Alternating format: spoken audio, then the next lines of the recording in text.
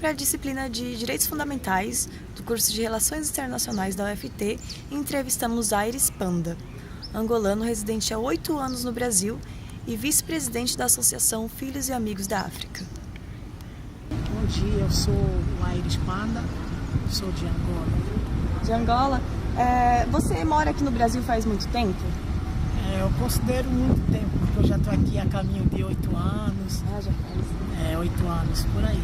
Você estuda aqui? Estudo aqui sim, na UFT. Você trabalha também ou só estuda? De momento eu só trabalho, presto algumas consultorias, né? Alguns projetos que vêm surgindo. Por enquanto eu estou estudando. No estudo, entendi. E quando você imigrou para cá, você veio com a sua família ou você veio só?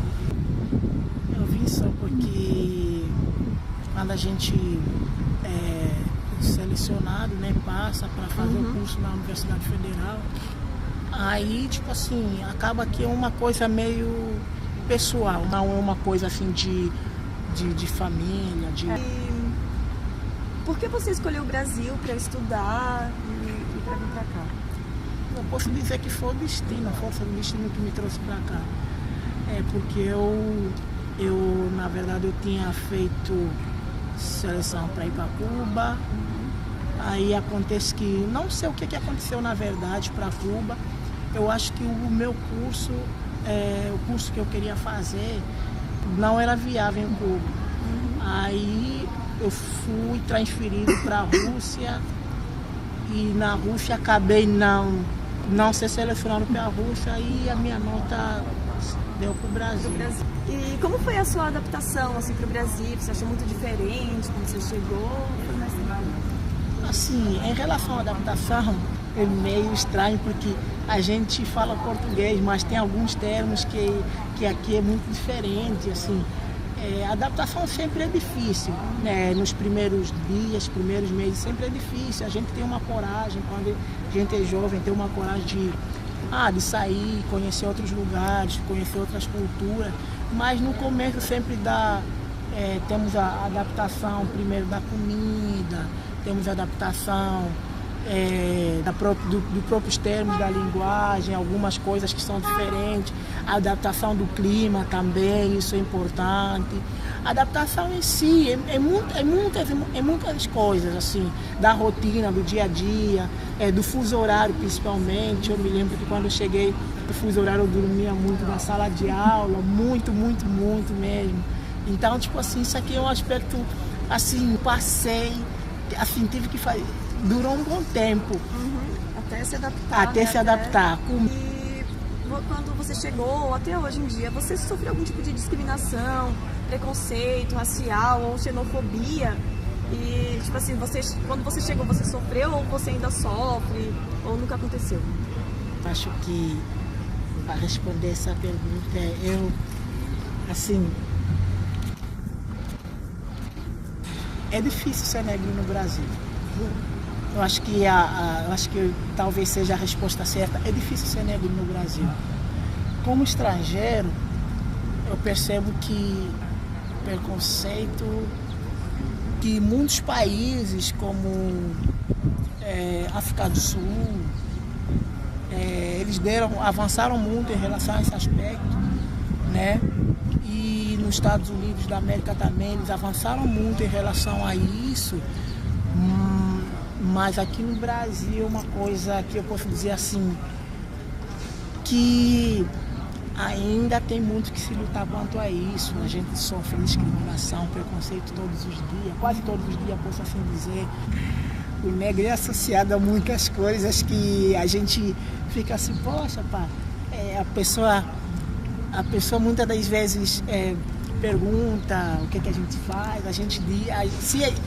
Antes eu era, assim, como hobby, eu era DJ, tocava muito em eventos, grandes eventos, e eu percebia que as pessoas, tipo assim, quando me paravam pela rua e me perguntavam, poxa, e aí, cara, tu é DJ, cara, as pessoas ficavam muito felizes, poxa, cara, tu é maneiro, tu toca bem e tal.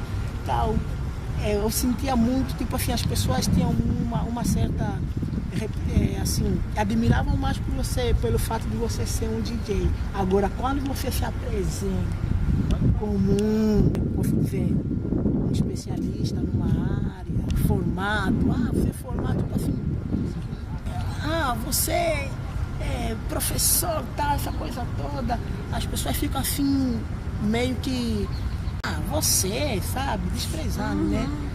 Você é formado, você é especialista. Porque é um lugar construído para o negro e não é esse o lugar. Exatamente. Né? A gente ia pelo shopping, a gente entra pelo shopping, eu reparo que as pessoas olham para mim assim, quando eu compro alguma coisa especificamente, as pessoas olham para mim e perguntam se eu sou jogador de futebol, se eu sou um cantor.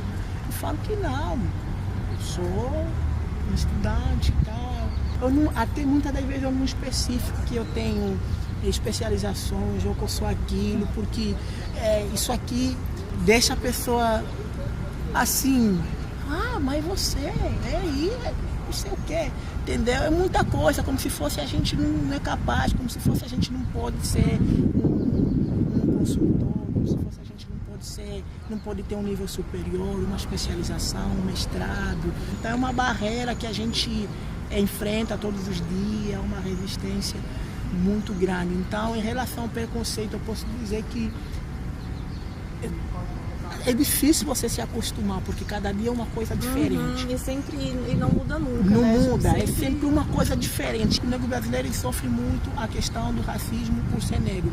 E o negro africano, ele sofre duas vezes. Primeiro, por ser negro. Segundo, por ser africano. Não vou falar por ser estrangeiro, por ser africano.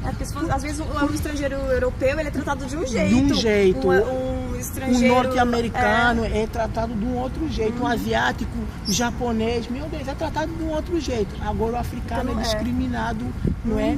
Africanos que têm assim, o tom de pele, assim, mais claro, não é?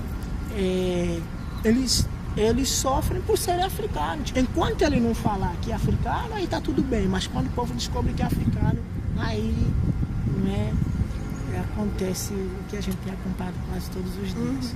E na sua opinião, o que o país, a população pode fazer para melhorar toda essa situação? Tanto a questão do racismo, quanto a questão da discriminação de pessoas que vêm de outros lugares. No caso dos africanos, assim.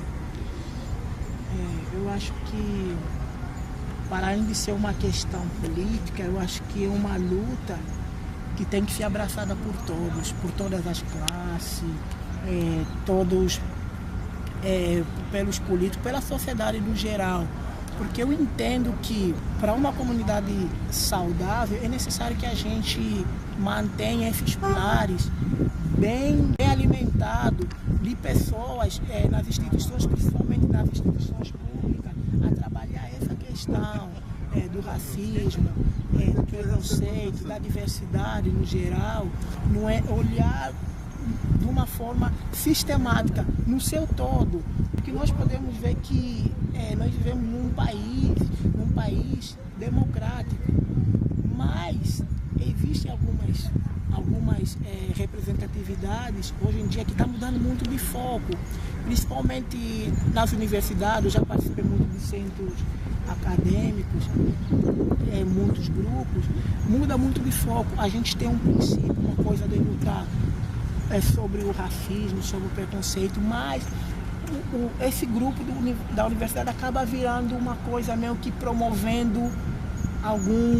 acaba virando algo partidário, então acaba tirando o foco daquilo que é a essência. Então precisa-se de mais pessoas engajadas, precisa-se de um trabalho muito forte nas bases, nas escolas, no CEMEI, e também precisa trabalhar muito a questão de representatividade da questão do negro na sociedade. É uma coisa que eu vejo no Brasil, infelizmente, precisa de uma maior atenção, que é o quê? A inclusão do negro na sociedade.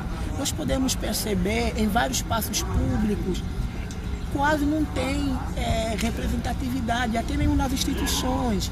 Isso dá a entender que os negros são excluídos da própria sociedade. Então é uma questão que tem que se trabalhar muito, a inserção dessa comunidade dentro da própria sociedade brasileira, que ele faz parte, entendeu? Porque o negro até hoje ele é excluído da sociedade, é uma coisa que a gente finge que não vê, mas é a realidade. Tem que se trabalhar muito essa questão da inclusão do negro na sociedade. Então, eu acho que esse é o caminho. Você faz parte da Associação Filhos e Amigos da África? Sim, eu sou vice-presidente da Associação dos Filhos e Amigos da África. A gente fundou essa associação justamente para trazer, para desmanchar alguns conceitos que as pessoas têm em relação ao continente africano. A gente tem percebido muitas pessoas perguntando para a gente: como é que você aprendeu a vestir roupa? Poxa, como é que é conviver com o leão? Como é que é viver na árvore? As pessoas ainda têm aquela mente da África selvagem, lá, pá, tem o leão aí, o leão é teu bicho de estimação, tem a zebra aí para você. As pessoas ainda têm essa visão. Tudo isso por quê? Porque é construído pela mídia. E hoje temos muito mecanismo, acesso à informação, que pode nos levar a ter um conhecimento assim maior em relação a isso. Mas eu vejo que mesmo acaba caindo na questão do preconceito. Por quê? Porque a pessoa não se preocupa em pesquisar, e ele ainda reproduz algo negativo sobre algo que ele não conhece. Aí é o mais triste ainda. Agora, quando o cara vai falar dos Estados Unidos, o cara vai lá, pesquisa, Orlando é bom, tal, tem essas características, tudo mais. Mas qualquer imagem que recebe da África, eita, o cara sai publicando, sai postando. Essa associação foi construída para isso. Para essa questão mesmo, para ajudar nessa construção que as pessoas têm sobre a África. Legal. Obrigada, Panda. Obrigada. A lei que visa a proteção e atuação dos direitos do imigrante tem número 13.445. A mesma foi muito bem escrita em maio de 2017. No entanto, sua atuação em território nacional ela é muito fraca. Coibir as práticas de xenofobia, racismo e qualquer tipo de discriminação, e garantindo também aos imigrantes uma melhor qualidade de vida, onde eles possam viver de forma igualitária com todos os brasileiros.